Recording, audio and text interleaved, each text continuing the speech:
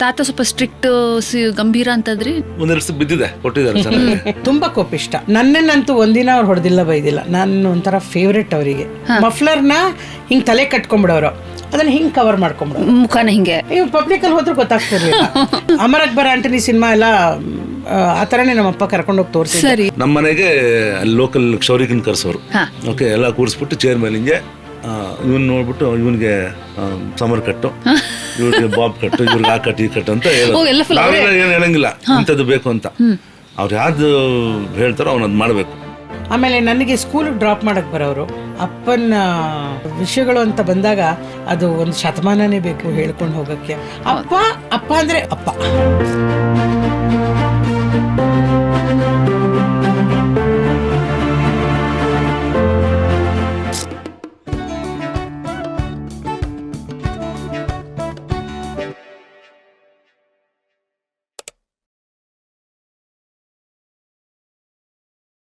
ನಮಗೆ ತೆರೆ ಮೇಲೆ ನೋಡಿದಾಗ ಪಟ ಪಾದರಸ ಅವರು ಅಲ್ವಾ. ಸೊ ಮನೇಲೂ ಕೂಡ ಅದೇ ಇದಿರ್ತಿತ್ತ, ಮನೇಲಿ ಒಂಥರ ಬಹಳ ಗಂಭೀರವಾಗಿ. ಇಲ್ಲ, ನನ್ಗೆ ನೆನಪಿರಷ್ಟು ಗಂಭೀರ. ಹೌದಾ? ಗಂಭೀರ ಅನ್ನಲ್ಲ ನಾನು, ಇಟ್ ಇಸ್ ಸಿಚುವೇಶನಲ್. ಓಕೆ, ನಾವೆಲ್ಲ ಹೆದರ್ತಿದ್ದಿದ್ದು ಹೌದು. ನಿಮ್ಮ ತಾಯಿದ್ ಒಂದ್ ಕಡೆ ಓದ್ತಿದ್ದೆ, ಮನೆಯಲ್ಲಿ ನರಸಿಂಹ ಅವತಾರ ತಾಳಿದ್ರೆ ಹೌದು, ನರಸಿಂಹ ಅವತಾರನೇ. ತುಂಬಾ ಕೋಪಿಷ್ಟ, ಇಲ್ಲ ಅಂತ ಹೇಳಲ್ಲ. ಆದ್ರೆ ಅವ್ರಿಗೆ ಎಷ್ಟು ಹಾಸ್ಯ, ಅದು ಎಲ್ಲಿಂದ ಉಕ್ಕು ಬರ್ತಿತ್ತಪ್ಪ ಗೊತ್ತಿಲ್ಲ, ಅದು ಗೊತ್ತಿಲ್ಲ. ನೀವು ಹೇಳ್ತಿದ್ರಿ ಮನೇಲಿ ಇದ್ದಾಗ ಏನ್ ಮಾಡ್ತಿದ್ರು, ತುಂಬಾ ಕೆಲಸ ಮಾಡ್ತಿದ್ರು. ನಮ್ಮ ಮನೇಲಿ ಒಂದು ಮಲ್ಲಿಗೆ ಅಂಬೆ ಇತ್ತು, ಹಬ್ಸಿದ್ರಿ. ಅದು ನಿತ್ಯ ಮಲ್ಲಿಗೆ. ಅದು ಏನ್ ಗೊತ್ತಾ, ಬಹಳ ಬೇಗ ಮುದುರುವಂತ ಹೂವದು. ಹೋಗ್ಬಿಡುತ್ತೆ, ತಕ್ಷಣ ಕಟ್ಟಿ ಮುಡಿದು ಬಿಡ್ಬೇಕು, ಇಲ್ಲ ದೇವರಿಗೆ ಏರಿಸ್ಬಿಡ್ಬೇಕು ಅದನ್ನ. ಆ ತರ ಅದನ್ನ ಇವ್ರೇನ್ ಮಾಡೋರು, ಪಂಚೆ ಯಾವಾಗ್ಲೂ ಪಂಚೆ, ವೈಟ್ ಪಂಚೆ, ಅದಕ್ಕೆ ಯಾವ್ದಾದ್ರು ಶರ್ಟ್. ಯೂಶಲಿ ಹೊರಗಡೆ ಹೋದಾಗ ವೈಟ್ ಅಂಡ್ ವೈಟೇನೆ. ಅದೇ ನಾ ಹೇಳೋದಲ್ಲ, ಒಂದು ಟವಲ್ನ ಕಟ್ಕೊಂಡ್ಬಿಡೋದು, ಪಂಚೆನ ಹಂಗೆ ಮೇಲೆ ಕಟ್ಕೊಳ್ಳೋದು. ಒಂದು ಸ್ಟೂಲ್ ಇತ್ತು ಮನೇಲಿ, ಸ್ಟೂಲ್ ಮೇಲೆ ನಿಂತ್ಕೊಂಡು ಅದನ್ನೆಲ್ಲ ಬಿಡಿಸಿ ಸಂಜೆ 4 ಗಂಟೆ ಹೊತ್ತಿಗೆ ಅದನ್ನ ಬಿಡಿಸಿ ನಮ್ಮ ಅಮ್ಮನ ಕೊಟ್ಟು, ಶಾರದಾ ತಗೊಳ್ಳೆ ಇದನ್ನ ಕಟ್ಬಿಟ್ಟು ನೀನು ಮುಡ್ಕೊಂಡು ದೇವ್ರಿಗೆ ಏರಿಸು ಅನ್ನೋರು. ಆಮೇಲೆ ಗಾರ್ಡನಿಂಗ್ ಮಾಡೋರು. ಇರುವಷ್ಟು ಜಾಗದಲ್ಲಿ ತುಂಬ ದಾಸವಾಳ ಎಲ್ಲ ಬೆಳೆಸಿದ್ರು. ಮಲ್ಲಿಗೆದು ಇನ್ನೊಂದು ನಿತ್ಯ ಮಲ್ಲಿಗೆ ಬಿಟ್ಟು ಗುಂಡು ಮಲ್ಲಿಗೆ ಗಿಡ ಇತ್ತು. ಈ ಥರ ಅವ್ರಿಗೆ ಸಣ್ಣ ಪುಟ್ಟಿದ್ದು ಆ ಥರದ್ದು. ಆಮೇಲೆ other colourful part of his life also, which was friends. And ತುಂಬ ಲೈಟ್ ಸರ್ಕಲ್ ಇತ್ತು. ಸರಿ, ನಮ್ಮ ತಂದೆಯವರ ದೊಡ್ಡಕ್ಕ, ಒಂದು 2ನೇ ಅಕ್ಕ, ಅವ್ರ ಯಜಮಾನರು ವಿದ್ಯಾರಾಜ್ ಅಂತ, ವಾಸ್ ಲಾಯರ್. ಆಗಿನ ಕಾಲಕ್ಕೆ ದೊಡ್ಡ ಸಜ್ಜನರಾವ್ ಸರ್ಕಲ್ ಅಲ್ಲಿ ಮನೆ. ಅದೇ ವಿ ಪುರಂದು ಇಲ್ಲಿ ಒಂದು ಇಂಟ್ರೊಡಕ್ಷನ್. ಸೊ ಅಲ್ಲಿ ಅವ್ರಿಗೆ ಆನಕೃಷ್ಣರಾಯರು, ತರಾಸು, ಕಾಳಿಂಗರಾಯರು, ಇವರೆಲ್ಲ ಆಮೇಲೆ ಇವರು ನಮ್ಮ ರಾಮಚಂದ್ರ ರಾಯರು ಅಂಡ್ ಇವರು ವಿಶ್ವನಾಥ್ ಅವರು, BS ವಿಶ್ವನಾಥ್ ಅವರು, ಇವ್ರದೆಲ್ಲ ಒಂದು ಲೈಟ್ ಸರ್ಕಲ್. ಅಂಡ್ ತುಂಬಾ ಖುಷಿ ಪಟ್ಟಿದ್ದಾರೆ. ಅವ್ರವ್ರು ಮಾತ್ರ ಅಲ್ಲ, ನಾವು ಕುಟುಂಬ ಸಮೇತ ಎಲ್ಲರೂ ನಾವು ಜೊತೆಗೆ. ನಿಮ್ಮ ತಂದೆ, ನೀವು ಮಕ್ಕಳು, ಆ ಹಳೆ ಬೆಂಗಳೂರದ ಒಂದು ಕನೆಕ್ಷನ್ ಇದೆಯಲ್ಲ, ಬಹಳ ಚೆನ್ನಾಗಿದೆ. ನಾವು ನೋಡಿದ್ ವಿಧಾನಸೌಧ ಅಂದ್ರೆ ಒರಿಜಿನಲ್ ಮೆಟ್ಲು ಉರುಳಾಡಿದ್ವಿ ಆಕ್ಚುಲಿ ವಿಧಾನಸೌಧದಲ್ಲಿ. ಆ ಮೇನ್ ಬಾಗಿಲಿದೆಯಲ್ಲ, ಈಗ ಏನ್ ಎಂಟ್ರೆನ್ಸ್ ಇದೆ, ಮೆಟ್ಲುಗಳು, ಇವಾಗ ಏನ್ ಫಂಕ್ಷನ್ ಗಳೆಲ್ಲ ನಡೆಯುತ್ತೆ, ನಾವು ಹೋಗಿ ಬಾಗಿಲು ಮುಟ್ಟು ಬರ್ತಿದ್ವಿ ಸಂಜೆ ಹೊತ್ತು ಹೋಗಿ. ಎವ್ರಿ ವೀಕೆಂಡ್ ನಾವು ವಿಧಾನಸೌಧದಲ್ಲೇ ಕಾಲ ಕಳೀತಾ ಇದ್ದಿದ್ದು, ಅಡಿಗೆ ಮಾಡ್ಕೊಂಡು ಹೋಗೋದು. ನಾವೆಲ್ಲ ಟೊಪ್ಪಿ ಆಟ ಆಡ್ತಿದ್ವಿ ಹಿಂದ್ಗಡೆ ಲಾನ್ಸ್. ಅದನ್ನ ಗೊತ್ತಿದೆ, ಅದು ಸರ್ಕಲ್ ನಲ್ಲಿ ಕೂತ್ಕೊಂಡು ಈ ಫ್ಯಾಮಿಲಿಗಳು ಅಂದ್ರೆ ಈಗ ಒಂದು 20-25 ಜನ ಸೇರಿ ಟೊಪ್ಪಿ ಆಟ ಆಡ್ತಿದ್ವಿ. ಏನ್ ಮಜಾ ಇರೋದು ಗೊತ್ತಾ, ತುಂಬಾ. ಆಮೇಲೆ ಅದಾದ್ಮೇಲೆ ಊಟ ಮಾಡ್ಕೊಂಡು, ಆಮೇಲೆ ಪೋರ್ಷ್ ಇದೆ ಗೊತ್ತಾ, ಕೆಳಗಡೆ ಹಿಂಗೆ ಹೋಗ್ತೀವಲ್ಲ ವಿಧಾನಸೌಧದ ಕೆಳಗಡೆ ಗಾಡಿ ಹೋಗುತ್ತೆ. ಆಕ್ಚುಲಿ ನಿಮ್ಗೆ ಗೊತ್ತಿಲ್ಲ, ಮೆಟ್ಲ ಕೆಳಗಡೆ ಗಾಡಿ ಇದೆ, ಪಾಸ್ ಆಗ್ಬೋದು, ರೌಂಡ್ ಹೊಡಿಬಹುದು, ಪ್ರದಕ್ಷಿಣೆ ಹಾಕ್ಬೋದು. ಅಲ್ಲಿ ಹೋಗಿ ನಾವು ಅಲ್ಲಿ ಪ್ರತಿಧ್ವನಿ ಬರುತ್ತೆ. ನನಗೆ ಇನ್ನೂ ಚೆನ್ನಾಗಿ ನೆನಪಿದೆ. ಅಲ್ಲಿ ಹೋಗಿ ನಿಂತ್ಕೊಂಡ್ಬಿಡೋದು ಮಧ್ಯದಲ್ಲಿ, ಅಣ ಅಂತ ಕಿರ್ಚೋದು. ಅವರೆಲ್ಲೋ ಅಲ್ಲಿರೋರು, ಅದು ಅಣ ಅಣ ಅಣ ಅಂತ ಒಂದಷ್ಟು ಸಲ ಕೇಳೋದು. ಇದೆಲ್ಲ ಯಾರಿಗಿದೆ ಅನುಭವ? The best of the time ಅದು ಕಬ್ಬನ್ ಪಾರ್ಕ್ ಅಲ್ಲಿ ಅಂಡ್ ನಂದಿ ಬೆಟ್ಟದಲ್ಲಿ ಡ್ರೈವಿಂಗ್ ಥಿಯೇಟರ್. ಹೌದು, ಡ್ರೈವಿಂಗ್ ಥಿಯೇಟರ್ ಬಗ್ಗೆ ಹೇಳಿ. ನಾವೆಲ್ಲ ಅದ್ರ ಬಗ್ಗೆ ಕಥೆಗಳು ಕೇಳಿದ್ದೀವಿ ಹೊರತು ನಮ್ಗೆ ಕೇಳಿದೀನಿ ಅಷ್ಟೇ ಅದನ್ನ. ಸೊ ಅಲ್ಲಿ ಶೋಲನ್ನು ಅಲ್ಲಿ ನೋಡಿದ ನೆನಪು. ಏನಾದ್ರೂ ಮನೆಯಿಂದ ಅಡುಗೆ ಮಾಡ್ಕೊಂಡು ಹೋಗೋದು. ಸರಿ, ಕಾರ್ ಜಾಗ ಇರುತ್ತೆ, ಎವ್ರಿ ಕಾರ್ ಪಕ್ಕದಲ್ಲಿ ಒಂದು ಸ್ಪೀಕರ್, ಅಲ್ಲಿ ಚಾಪೆ ಹಾಕೊಂಡು ಊಟ ಮಾಡ್ಕೊಂಡು, ಅಮೇಜಿಂಗ್ ಎಕ್ಸ್ಪೀರಿಯನ್ಸ್ ಡ್ರೈವಿಂಗ್ ಥಿಯೇಟರ್. ಅಂದ್ರೆ ನಿಮ್ಗೆ ಅದು ರೆಗ್ಯುಲರ್ ಆಗಿ ಅವ್ರು ತುಂಬಾ ಕಾನ್ಶಿಯಸ್ ಆಗಿ, there was no restrictions about food, you could eat anything. ಅದೊಂದಿತ್ತು. ನಾವು ಊಟ ಏನು ಬೇಕಾದ್ರೆ ತೊಗೊಂಡು ಹೋಗ್ಬೋದು, ನಾವು ಅಲ್ಲಿ ಕೂತ್ಕೊಂಡು ಮಧ್ಯವಾಗಿ ಸಿನಿಮಾ ನೋಡಿದ್ರೆ ನಿಮ್ಮ ಇಷ್ಟ. ನಾವು ಊಟ ಮಾಡೋಕ್ಕೆ ಹೋಗ್ತಾ ಇದ್ದಿದ್ದು, ಎಲ್ಲರೂ ಸ್ಪೆಷಲ್ ಆಗಿ ಬರೋದೇ ಇಲ್ಲ. ಬಟ್ ಅಂದರೆ ಆ ಒಂದು ಇದನ್ನು ನೋಡಿದೀವಿ ನಾವು.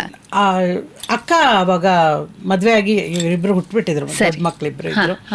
ಅವ್ರ ಜೊತೆ ತುಂಬ ಟೈಮ್ ಸ್ಪೆಂಡ್ ಮಾಡೋರು. ಅದೇನಾಗ್ತಿದ್ದು ಆವಾಗ ಮೊಮ್ಮಕ್ಕಳು ಟೈಮ್ ಅಲ್ವಾ, ಆ ಒಂದು ಇದನ್ನು ಅವ್ರು ಎಂಜಾಯ್ ಮಾಡಿದ್ರು. ಥರ ವೆರಿ ಆ್ಯಕ್ಟಿವ್ ಪರ್ಸನ್. ಆಮೇಲೆ ನನಗೆ ಸ್ಕೂಲಿಗೆ ಡ್ರಾಪ್ ಮಾಡೋಕ್ಕೆ ಬರೋರು. ನಮ್ಮನೆ ನನಗೂ ಮನೆ ನಮ್ಮ ಸ್ಕೂಲ್ಗೂ ಮನೆಗೂ 3 ಕ್ರಾಸ್ ವ್ಯತ್ಯಾಸ ಜಯಮಹಲ್ನಲ್ಲಿ. ಸೊ ಎಷ್ಟೋ ಸಲ ನನ್ನ ಫ್ರೆಂಡ್ಸ್ ಎಲ್ಲ ನೋಡು ಸುಧಾ ಕಾರಲ್ಲಿ ಬರ್ತಾಳೆ. ನನಗಿಷ್ಟ ಆಗ್ತಿರ್ಲಿಲ್ಲ. ನನಗೆ ಗೊತ್ತಿಲ್ಲ ನರಸಿಂಹರಾಜು ಅಷ್ಟು ದೊಡ್ಡ ಕಲಾವಿದರು ಅನ್ನೋದು ನಮಗೆ ಗೊತ್ತೇ ಇಲ್ಲ. Because we always scene him as a father. ಅಪ್ಪ ಅಂದರೆ ಅಪ್ಪ. ಆ ಗುಣಗಳು ಎಂಥ ಗುಣಗಳು ಗೊತ್ತಾ. ನನ್ನನ್ನಂತೂ ಒಂದಿನ ಅವ್ರು ಹೊಡೆದಿಲ್ಲ, ಬೈದಿಲ್ಲ. ನಾನು ಒಂಥರ ಫೇವ್ರೆಟ್ ಅವರಿಗೆ. ಒಂದು ದಿನಾನು ನಾನು ಬಯಸ್ಕೊಂಡಿಲ್ಲ ಅವ್ರ. ನಿಮ್ಮ ಯಾರಕ್ಕ ಅವರು ಕಿವಿ ಹೀಗೆ ಸೌರಿ ಮನೆ? ಹೌದು, ಇಲ್ಲಿ ಆಮೇಲೆ ಇಲ್ಲಿ ಹಂಗನ್ನೋದು, ಇಲ್ಲಿ ಹಿಂಗನ್ನೋದು. ಅವರೇ ಊಟ ಮಾಡಿಸ್ಬೇಕು ನಮ್ಮ ಅಪ್ಪಂಗೆ, ತುತ್ತಿನ್ನಿಸ್ಬೇಕು, ಅಷ್ಟಿಷ್ಟ ಮಗಳು ಅಂತಂದರೆ. ಸೊ ಹಾಗೆ ಅಪ್ಪನ ವಿಷಯಗಳು ಅಂತ ಬಂದಾಗ ಅದು ಒಂದು ಶತಮಾನನೇ ಬೇಕು ಹೇಳ್ಕೊಂಡು ಹೋಗೋಕ್ಕೆ. ಅವ್ರ ಗುಣಗಳಿರ್ಬೋದು, ಅವ್ರು ನಮ್ಮ ಜೊತೆಲಿ ಹೇಗೆ ಕಾಲ ಕಳೀತಿದ್ರು. ಆ್ಯಂಡ್ ಅವರು ಊಟಕ್ಕೆ ಕೂತ್ರೆ ಅವರೊಬ್ಬರೇ ಎಂದು ಊಟ ಮಾಡಿದವರಲ್ಲ. ಮಕ್ಕಳು, ಮೊಮ್ಮಕ್ಕಳು, ಅಳಿಯಂದ್ರು, ಬೀಗರಿದ್ರೆ ಬೀಗರು ಎಲ್ಲ ಸುತ್ತಲೂ ಕೂತ್ಕೋಬೇಕು, ಅವ್ರ ಜೊತೆಗೆ ತಿನ್ನಬೇಕು. ಆಮೇಲೆ ಅವ್ರಿಗೊಂದು ಅಭ್ಯಾಸ ಇತ್ತು ನಮ್ಮ ತಂದೆಗೆ. ಯಾರಾದರೂ ಮನೆಗೆ ಬಂದರೆ ನಮ್ಮನೇಲಿ ಸದಾ ಒಲೆ ಉರಿಯೋದು. ಅಡುಗೆ ಮಾಡೋಕ್ಕೆ ಅಂತಾನೆ ಪಾಪ ಇಬ್ಬರನ್ನ ಇಟ್ಬಿಟ್ಟಿದ್ರು. ಅನ್ನಪೂರ್ಣೇಶ್ವರಿ, ಎಸ್, ತುಂಬ ಜನ ಹೇಳಿದ್ದಾರೆ ಅದನ್ನ. ಆಗ ನಮ್ಮ ತಂದೆ ಏನಾಗ್ತಿದೆ ಒಳಗಡೆ ಗೊತ್ತಿರಲ್ಲ.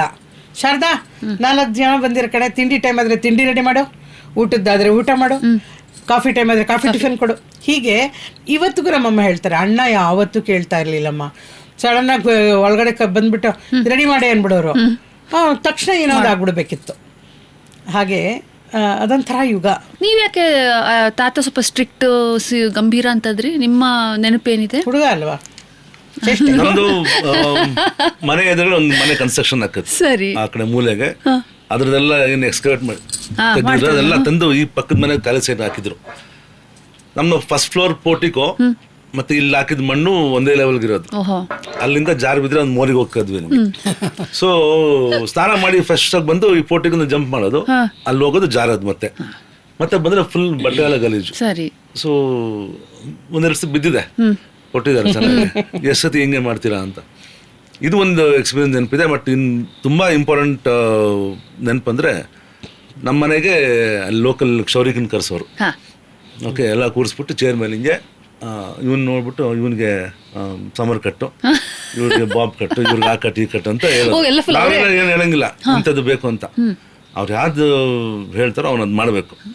ಶ್ರೀನಿವಾಸನೇ ಅಷ್ಟೇ. ಸೊ ನಮ್ಮ ಅಲ್ಲಿ ಚಾಯ್ಸೇ ಇರಲಿಲ್ಲ. ನನಗೊಂದು ನೆನಪಿದೆ, ಒಂದು ಅವರ ಒಂದೇ ಸತಿ ಅವ್ರ ಜೊತೆ ಹೋಗಿದ್ದು, ಪ್ರೀತಿ ಮಾಡು ತಮಾಷೆ ನೋಡು ಲಾಸ್ಟ್ ಸಿನಿಮಾ. ಅಂದ್ರೆ ಮೇಕಿಂಗ್ ಆದ್ಮೇಲೆ ಡಬ್ಬಿಂಗ್ ಡಬ್ಬಿಂಗ್ಗೆ ಚಾಮುಂಡೇಶ್ವರಿ ಸ್ಟುಡಿಯೋದಲ್ಲಿ ಅದು ಸೀನು ಮಂಜುಳಾ ವಜ್ರಮುನಿ. ಸೊ ಮಂಜುಳಾ ಅವರು ಅಲ್ಲಿ ಡಬ್ಬಿಂಗ್ ಬೂತಲ್ಲಿ ಕೂಗ್ತಾ ಇದ್ದಾರೆ, ಕಾಪಾಡಿ ಕಾಪಾಡಿ ಅಂತ. ನನಗೆ ಭಯ, ಅಯ್ಯೋ ಪಾಪ ಏನಾಗುತ್ತೆ ಇವ್ರಿಗೆ ಅಂತ. ಅಲ್ಲಿ ವಜ್ರಮುನಿ ಅವ್ರನ್ನ ಮೊಲೆಸ್ ಮಾಡಕ್ಕೆ ಟ್ರೈ ಮಾಡ್ತಾ ಇರ್ತಾರೆ. ನಾನು ಫುಲ್ ಗಾಬರಿಯಾಗಿ ಓಡೋಗಿದ್ದೆ. ಸೊ ಫಸ್ಟ್ ಎಕ್ಸ್ಪೀರಿಯನ್ಸ್ ನನಗೆ ಡಬ್ಬಿಂಗ್ಗೆ ಆಗಿದೆ ಅಲ್ಲೇನೆ. ಅದು ಮುಗಿಸಿ ಆಚೆ ಬಂದಾಗ ಅಲ್ಲಿ ಆನಂದ್ ಶಂಕರ್ ನಾಗ್ ಅವ್ರು ಇಬ್ರು ಇದ್ರು ಬ್ರದರ್ಸ್. ಅವಾಗ ಜಸ್ಟ್ ಐ ಥಿಂಕ್ ಆಕ್ಸಿಡೆಂಟ್ ಮಾಡಿದ ಟೈಮ್ ಅನ್ಸುತ್ತೆ. ಸೊ ಇಬ್ರು ದೇವರ್ ಸ್ಮೋಕಿಂಗ್, ಇಬ್ರು ಚೈನ್ ಸ್ಮೋಕರ್ಸ್ ಆಗ್ಲೇನೆ. ಅಫ್ಕೋರ್ಸ್ ಅಣ್ಣನು ಸ್ಮೋಕ್ ಮಾಡ್ತಾರೆ, ಬಟ್ ಕಡಿಮೆ ಆಗಿತ್ತು ಅನ್ಸುತ್ತೆ ಆಗ.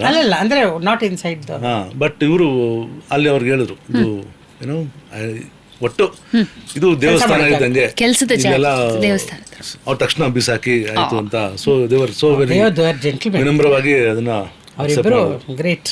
ಅವ್ರ ರಂಗಭೂಮಿಯನ್ನ ಮರಿಲಿಲ್ಲ ಯಾವುದೇ ಹಂತದಲ್ಲಿ. ಅದನ್ನ ಜೊತೆಯಾಗಿ ಉಳಿಸ್ಕೊಂಡು ಹೋದ್ರು. ಆಗಿನೂ ರಂಗಭೂಮಿ ಆಕ್ಟಿವ್ ಆಗಿತ್ತು ಉತ್ತರ ಕರ್ನಾಟಕದಲ್ಲಿ, ವೃತ್ತಿ ರಂಗಭೂಮಿ. ನಮ್ಮ ಸಮ್ಮರ್ ಕ್ಯಾಂಪ್ಸ್ ಅಂತ ಹಾಕೋರು. ಕ್ಯಾಂಪ್ ಒಂದೊಂದು ಊರಲ್ಲಿ ಒಂದು 3 ತಿಂಗಳು ಹಂಗೆ ಕ್ಯಾಂಪ್ ಹಾಕ್ತಾರೆ. ಅವ್ರೇನ್ ಮಾಡ್ತಾರೆ ಲಾಸ್ಟಲ್ಲಿ ಕಲೆಕ್ಷನ್ಗೆ ಅಂತ ಯಾರಾದರೂ ಹಿರಿಯ ನಟರನ್ನ ಕರೆಸ್ತಾರೆ. ಆ ಥರ ವರ ನೋಡಿ ಹೆಣ್ಣು ಕೊಡು, ಮಂಗಳಾ ನನ್ನ ಅತ್ತಿಗೆ, ಆ ಥರದ್ದು ಒಂದಷ್ಟು ನಾಟಕಗಳಲ್ಲಿ ನಮ್ಮ ತಂದೆ, ಅದರಲ್ಲೂ ನಂಗೆ ತುಂಬ ಚೆನ್ನಾಗಿ ನೆನಪಿರೋದು ಅಂದರೆ ವರ ನೋಡಿ ಹೆಣ್ಣು ಕೊಡಿನಲ್ಲಿ ಗಿರಿ ಪಾತ್ರ, ಈ ಬಾಂಬೆ ಮಿಠಾಯಿ, ರಿಬ್ಬನ್ನು ಗಿಬ್ಬನ್ನು ಆ ಥರದ್ದೆಲ್ಲ ಮಾರ್ಕೊಂಡು ಬರೋವಂಥ ಒಂದು ಪಾತ್ರ. ಅದು 1-2 ಸಾಂಗ್ ಎಲ್ಲ ಇರುತ್ತೆ ಯಾವುದೋ ಸಿನಿಮಾ ಹಾಡು. ಸೊ ಅದು ಯಾಕೆ ನಾನು ಇದು ಪೀಠಕ್ಕೆ ಹೇಳ್ತಿದ್ದೀನಿ ಮೊದಲು ಅಂತಂದರೆ, ನಮ್ಮನ್ನೆಲ್ಲ ಆ ಸಮ್ಮರ್ ವೆಕೇಶನ್ ನಮಗೆ ರಜಾ ಅಲ್ವಾ, ಉತ್ತರ ಕರ್ನಾಟಕದಲ್ಲಿ ಸಾಮಾನ್ಯವಾಗಿ ನಾಟಕಗಳ ಕ್ಯಾಂಪ್ಗಳಾಗೋದು ಸಾಮಾನ್ಯವಾಗಿ. ನಾನು ಆಲ್ಮೋಸ್ಟ್ ಉತ್ತರ ಕರ್ನಾಟಕದ ಎಲ್ಲ ಭಾಗವನ್ನು ನಾವು ನೋಡ್ಬಿಟ್ಟಿದ್ದೀವಿ ಮಕ್ಕಳಲ್ಲಿ. ಈ ಊರಿಂದ ಹೊರಗಡೆ ಟ್ರಾವೆಲರ್ಸ್ ಬಂಗ್ಲೋ, PWD ಗೆಸ್ಟ್ ಹೌಸ್ಗಳು, IBಗಳು ಆ ಥರದ ಜಾಗದಲ್ಲಿ ನಮ್ಮ ತಂದೆನ ಉಳಿಸ್ತಾ ಇದ್ದಿದ್ದು. ವಿಶಾಲವಾಗಿರೋದು, ನೀವು ಕಣ್ಣು ಹಿಂಗೆ ಓಪನ್ ಮಾಡಿದರೆ ಎಲ್ಲಿ ನೋಡಿದ್ರು ಹಸಿರು, ಕೆಲವು ಕಡೆ ನದಿ ತೀರದಲ್ಲಿರೋದು, ಕೆಲವು ಕಡೆ ಕಾಡಲ್ಲಿರೋದು, ಕೆಲವು ಕಡೆ ಆ ಥರ ಹೊರಗಡೆ. ಒಟ್ಟಿನಲ್ಲಿ ನಮ್ಮ ತಂದೆ ನಮ್ಮ ಜೊತೆಗೆ ಕ್ರಿಕೆಟ್ ಆಡೋರಲ್ಲಿ, ಮರ್ಕೋತಿ ಆಟ ಆಡೋರು, ಗಿಲ್ಲಿ ದಾಂಡು ಆಡೋರು. ಅಲ್ಲಿ ಬೆಳಗಿನ ಜಾವ 4 ಗಂಟೆ 5 ಗಂಟೆವರೆಗೂ ನಾಟಕ. ಒಂದು ನಮ್ಮಮ್ಮ ಆಗ ಬಿಸಿ ಬಿಸಿ ರೊಟ್ಟಿ ಮಾಡಿಕೊಡೋರು ಅವ್ರಿಗೆ ಬಂದಮೇಲೆ. ಅವ್ರು ತಿಂದು ಮಲಗ್ದ ಅಂದರೆ 12 ಗಂಟೆವರೆಗೂ ಯಾರು ಎಬ್ಸೋಂಗಿಲ್ಲ. ಆಗೋದು ಇಲ್ಲ ಬಿಡಿ ಹೇಳೋಕ್ಕೆ, ಪಾಪ 2 ಶೋ ಆಗಿರ್ತಿತ್ತು, 2 ಶೋ ನಾಟಕ. 12 ಗಂಟೆ ಮೇಲೆ ಎದ್ದ ಮೇಲೆ ಸಂಜೆ 6:30ವರೆಗೂ ಇನ್ನೇನು ಬೇರೆ ಕೆಲಸ ಇಲ್ವಲ್ಲ, ಸ್ನಾನ ಮಾಡಿ ಎದ್ಬಿಟ್ರೆ 3-3:30 ಊಟ ಮಾಡೋರು. ಆ ಮಧ್ಯದಲ್ಲಿ ನಮ್ಮ ಜೊತೆಗೆ ಇದೆಲ್ಲ ಆಟ ಆಡೋದು. ನಾನು ಇನ್ನೂ ಚೆನ್ನಾಗಿ ಮುದ್ದೆ ಬಿಹಾಳು, ಸಿಂಧಗಿ, ರಾಜದುರ್ಗ, ರಾಮದುರ್ಗ, ಗದಗ್ ಎಲ್ಲ ಕಡೆ ಕ್ಯಾಂಪ್ಗಳಿಗೆ ಹೋಗಿದ್ದೀವಿ. ಆ ಲಾಸ್ಟ್ 15 ದಿವಸ ಕಲೆಕ್ಷನ್ಗೆ ಅಂತ ಕರೆಸೋರು. ಅದು ಅಕಸ್ಮಾತ್ ಏನಾದರೂ ಅವ್ರಿಗೆ ಆಗಿಲ್ಲ ಅಂದರೆ ಅಲ್ಲಿಂದ ಇನ್ನೊಂದು ಕ್ಯಾಂಪಿಗೆ ಶಿಫ್ಟ್ ಆಗೋರು ಅಲ್ಲಿಂದ. ಸೊ ನಾವು ಬೇಸಿಗೆ ರಜೆ ಎಲ್ಲ ಸಾಮಾನ್ಯವಾಗಿ ಉತ್ತರ ಕರ್ನಾಟಕದಲ್ಲಿ ಕಳೆದಿದ್ವಿ. ಎಂಥ ದಿನಗಳು ಗೊತ್ತಾ, ಆ ಊಟ, ಆ ರೊಟ್ಟಿಗಳು, ಪ್ರತಿಯೊಬ್ಬರ ಮನೆಯಲ್ಲೂ ಔತಣ ಕೂಟಗಳು. ಜೋಳದ ರೊಟ್ಟಿ ಬಹಳ ಫೇವರೇಟ್ ಅಂತೆ. ಅಕ್ಕಿ ರೊಟ್ಟಿ, ಜೋಳದ ರೊಟ್ಟಿ, ರಾಗಿ ರೊಟ್ಟಿ, ಚಪಾತಿ, ಖಡಕ್, ಎಲ್ಲವೂ ಖಡಕ್.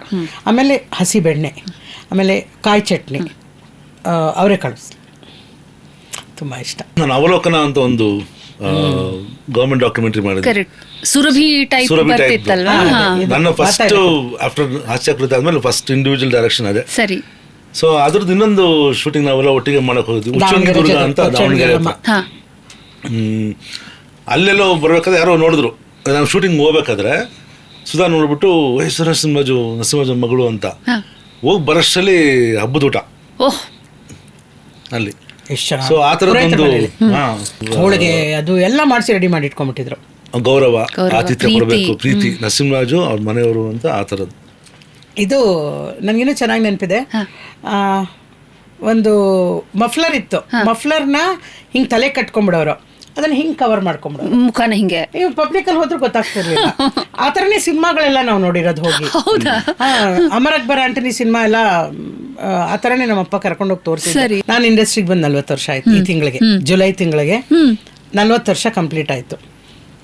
ಆ ಸುಧಾ ನರಸಿಂಹರಾಜು ಸೇರಿದೆ ಅದರಲ್ಲಿ.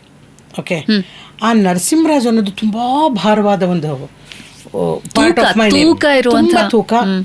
ಅದನ್ನು ತುಂಬ ಕಾಮನ್ ಆಗಿ ನಾನು ಅದನ್ನು ಯೂಸ್ ಮಾಡ್ಕೊಳಕ್ಕಾಗೋದಿಲ್ಲ. ಅದರದ್ದು ಬೆಲೆನ ಮನಸ್ಸಲ್ಲಿಟ್ಕೊಂಡು, ಅದರ ಜವಾಬ್ದಾರಿನ ಮನಸ್ಸಲ್ಲಿಟ್ಕೊಂಡು ಎವ್ರಿ ಸ್ಟೆಪ್ ನಾನು ಮೂವ್ ಮಾಡಬೇಕು. Anything I do, I cannot do it instantly like this. ಈ ಥರ ಮಾಡೋಕ್ಕಾಗಲ್ಲ ನಾನು. ಇದು ಮಾಡಿದರೆ ಇದರದ್ದು ಏನು ಪರಿಣಾಮ ಬೀರಬಹುದು, ಹೀಗೆ ಮಾಡಿದ್ರೆ ಏನಾಗುತ್ತೆ, ನಾನು ಯಾವುದೋ ಶೋನಲ್ಲಿ ಹೆಚ್ಚು ಕಮ್ಮಿ ಮಾತಾಡ್ಬಿಟ್ರೆ ಏನಾಗುತ್ತೆ, ಎಲ್ಲವನ್ನೂ ಅಳೆದು ತೂಕ ಮಾಡಿ ಮಾತಾಡ್ತಾನೇ ಬಂದಿದ್ದೀನಿ ನಾನು, ಹಾಗೆ ನಡ್ಕೊಳ್ತಾನೆ ಬಂದಿದ್ದೀನಿ. See, most of my interviews I'm talking about my father, which I'm very proud of. ಅದರಲ್ಲಿ ಎರಡನೇ ಮಾತಿಲ್ಲ. ಪೂರ್ತಿ ನೋಡಬೇಕು ಅಂತಿದ್ರೆ 100ಕ್ಕೆ 100 ಕರ್ನಾಟಕದ ಯೂಟ್ಯೂಬ್ ಚಾನೆಲ್ನಲ್ಲಿ ಸಿಗುತ್ತೆ, ನೋಡಿ ಸಬ್ಸ್ಕ್ರೈಬ್ ಮಾಡಿ. ಜೊತೆಗೆ ನಮ್ಮ ಇನ್ಸ್ಟಾಗ್ರಾಮ್ ಪೇಜಲ್ಲಿ ಫಾಲೋ ಕೂಡ ಮಾಡಿ.